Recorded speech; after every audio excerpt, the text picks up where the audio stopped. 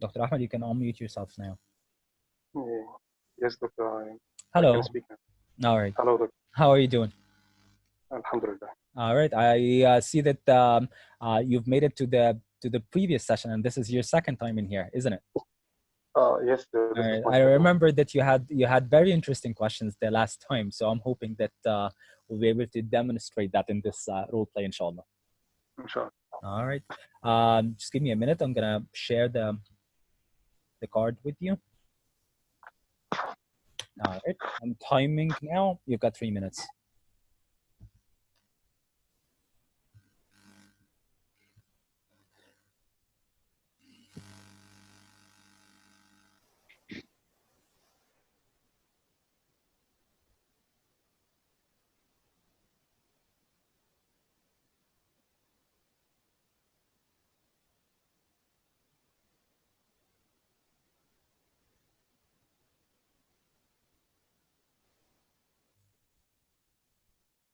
You ready, Dr. Ahmed? I'm ready. I'm ready, doctor. All right. Okay. Let me just. All right. Start. Hi, I'm Dr. Ahmed Ragab. I'm doctor in charge here today. How may I address you? Just call me John. Thank you. Hi, Mr. John. Can I know your age? I'm 25, doctor. How may I help you today? Well, the reason I'm coming today, doctor, is that I have this problem with my tongue, and it has this ulcers all over my tongue, and it's really bothering me. I'm sorry to hear this, Mr. John. Thank you. I need to ask you some questions. Your case? Yes, of course. Can I do this? Mm-hmm. Okay. Diagnosed recently with diabetes or any diseases like inflammatory bowel disease? I'm not sure what inflammatory bowel disease is, doctor. Can you elaborate? The doctor told you about a disease in your stomach when you have diarrhea and other uncomfortable feelings in your. Right. Diarrhea. No, I don't have diarrhea, doctor. Thank you. Okay. Did you have any fever recently? No, I don't have any fever. I'm asking you to exclude the herpes simplex. It might be a cause of your ulcers. So no fever, no herpes simplex.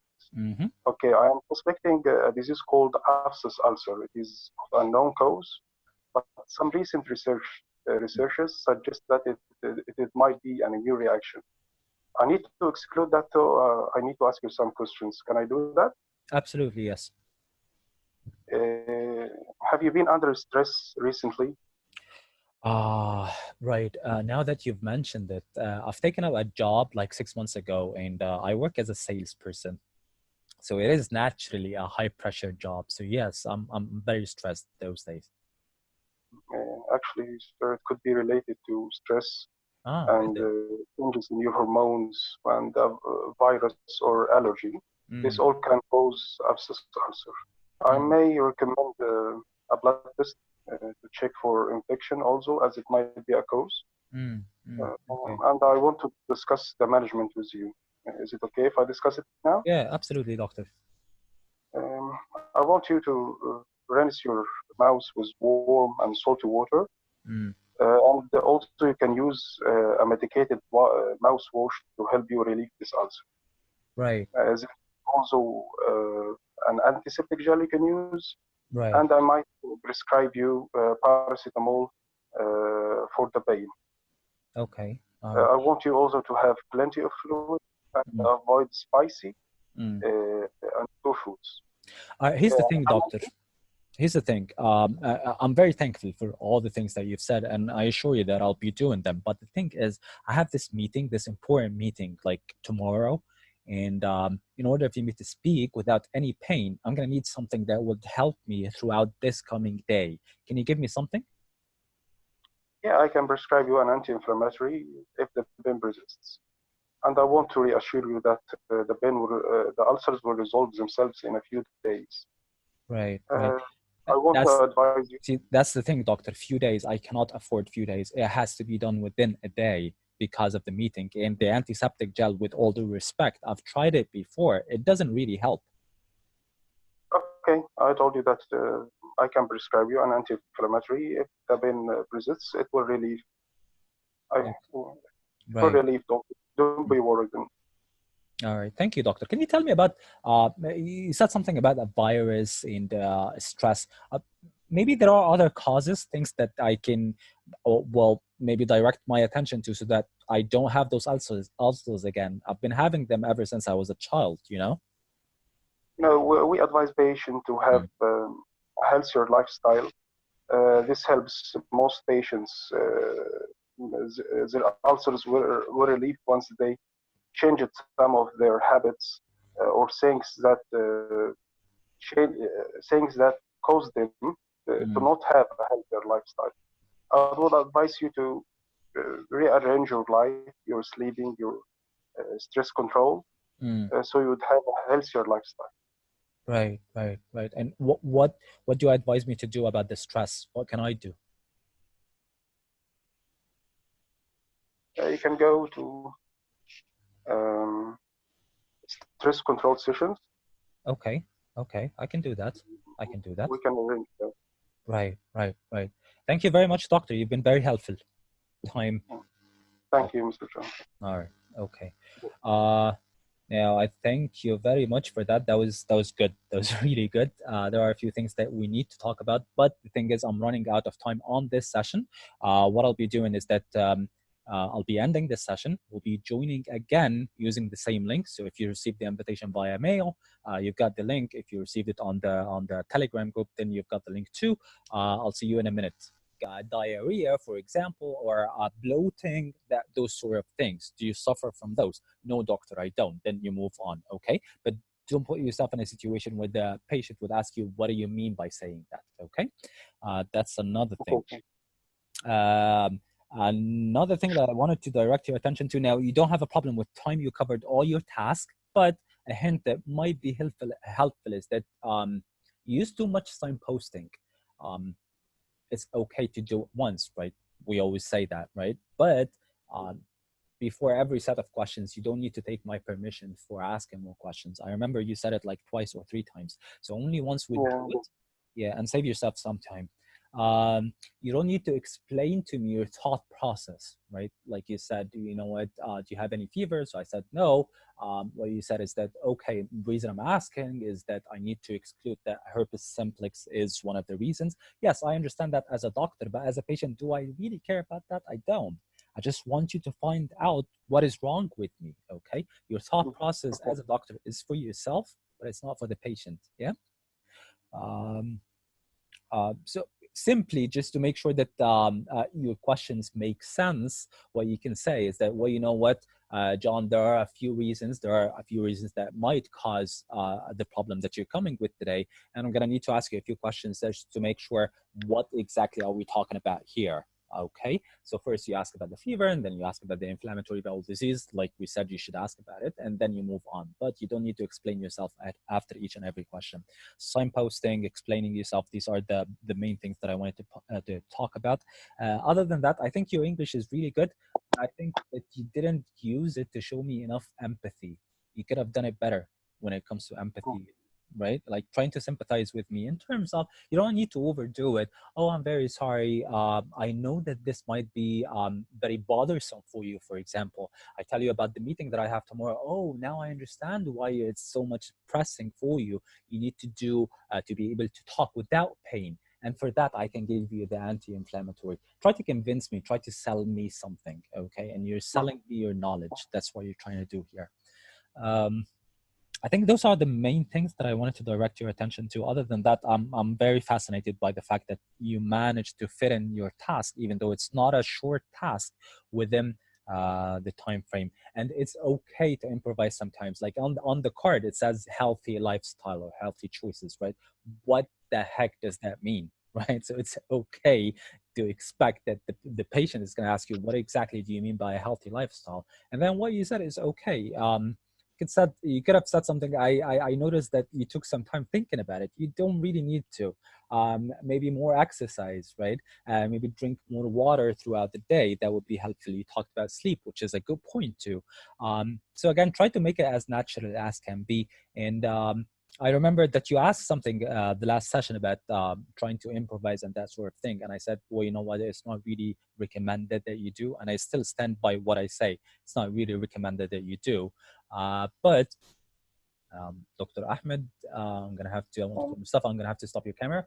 But if you are put in a situation when it's safe to make some assumptions like a healthy lifestyle, that sort of thing, you're a doctor, you can give me a word or two about that. But just make sure that you try to make it as confined because you don't want it to take so much time doing it.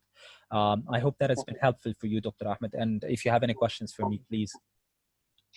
No, it was very helpful. Thank you, Dr. Ahmed. Thank you very much. Dr. Yasmin here has a question. I want to ask, how could Dr. Ahmed may know about the patient's dental hygiene? Should he ask him to open his mouth or just mention it?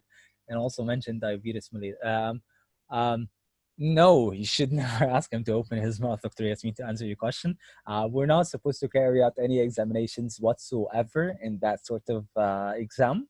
So no, but you can simply say, do you make it a habit of brushing your teeth before going to bed? That's how you should ask. That's how you could ask about it. Even though, again, I would stick to what is written on the task, and I don't think it has been written that you should investigate about the reasons. Also about diabetes mellitus, you could simply ask about diabetes. Do you have a disease called diabetes, like a problem with your blood sugar levels? You could simply ask about that, right? Again, if it's not mentioned in the task that you should be doing any investigations, I don't advise you to do any investigation. Try to stick to the task of the OET. The OET is a linguistic exam. It's not a medical exam. I understand that the doctor's side of you guys, and that has been my case as well, tries to jump and take control and what have you. That's not where you should be doing that, okay? Try to follow common sense as a doctor, right? But don't try to overanalyze things because that's not what's required of you anyways. Dr. Ahmed Hisham here has a question. Please come to the mic if you have one. Hi, Dr. Ahmed, how are you? Hello, I'm good, thank you. I believe that he must examine the patient because it is mentioned on examination. So at least he can offer you, can I have a look, can I examine you, just like this, because it is mentioned in the card. I'm gonna have on to examination. open the card. I'm gonna have to open the card and see exactly.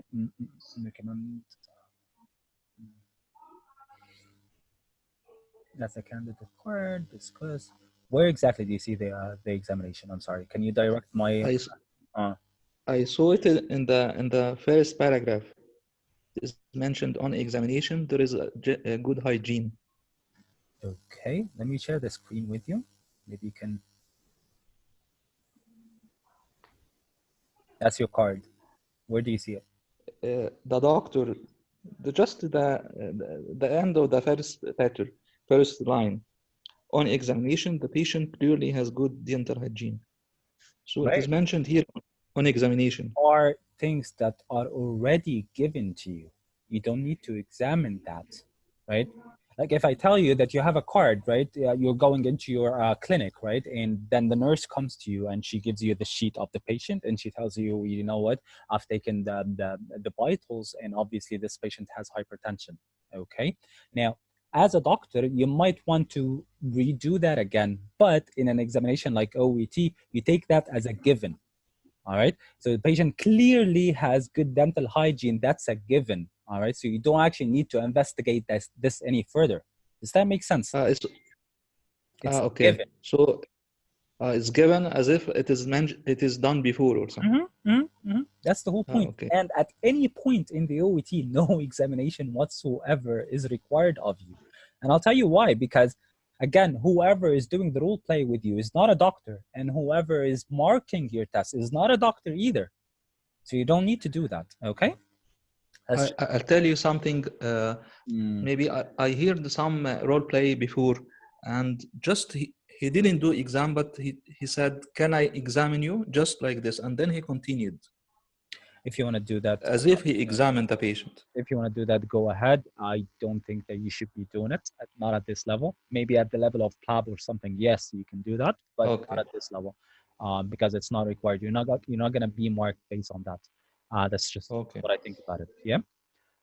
Okay. All right. We have a question here. Dr. Mary says, I think we can just say by examination, I found that you have good dental hygiene. Definitely, if you need to include that, yes. But if you're going to say it, then I think you could make it work to your benefit, right? And when I say work into your benefit, then you can use it to build more rapport with the patient. What you would say is that, again, off the top of my head, I'm thinking right as I speak here. Well, the examination noted that you actually take good care of your teeth, and that's actually a great thing, right? So you use it to try to commend the patient or tell them that what they've done is great and it really helps and that sort of thing, right? Use it to your benefit if you're gonna mention it. But if you leave it out, then I think it's safe. You don't actually need to mention that. It's a given anyways. Yeah, Yes, Dr. Mary. just I want to say that I want to say it just to start my communication with him. That absolutely later on, I will tell him that there is another reasons. I can see now you have good dental hygiene, but there is some other issues may cause this ulcers, like virus, like something else. Right. Just Absolutely. Absolutely. Definitely. Thank you very much, Dr. Mary, for your comment. thank you. Do I have any further questions before we wrap this up?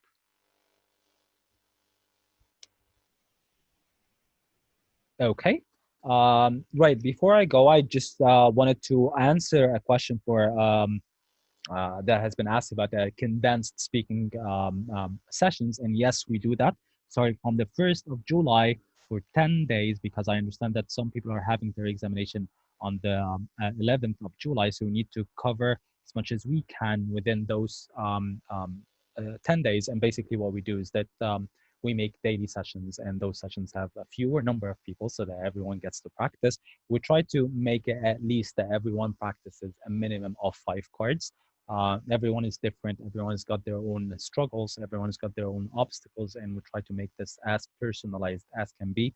But again, the other people coming in, they get so much benefit because, again, when you see someone in the act, then you can picture yourself and see exactly the problems or the mistakes that they've done and how you can avoid it before you come into your practice. So if you are interested in that, please come and send me a private message. Also, I'm active on my Facebook page, which is Y2K OET.